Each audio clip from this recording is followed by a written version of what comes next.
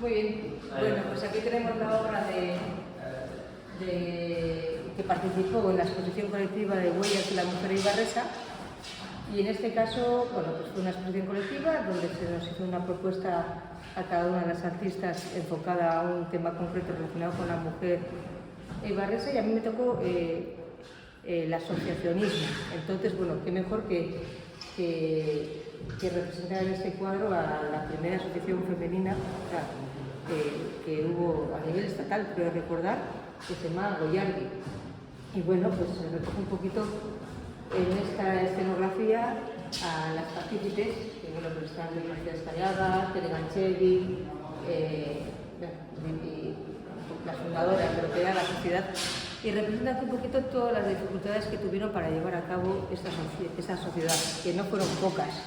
Ten en cuenta que fue durante el régimen. Entonces lo que representa es una especie de escenario donde quedan recogidas bueno, pues las diferentes facetas de cada una de ellas, las charlas que daban, los confinamientos que hacían. Meto un elemento, por ejemplo, como es este, que sería es un guiño a lo que es el equipo Crónica, conocido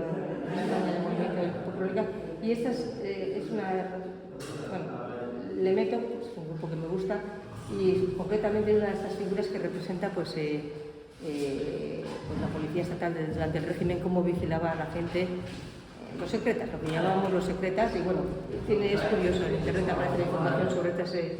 esculturas de cartón piedra que bueno, en su día se expusieron en Pamplona. Entonces, bueno, la representación de un espacio arquitectónico, pues me aparecen también las cariátides, esas figuras que recogen siempre en modo de columna y soportan lo que es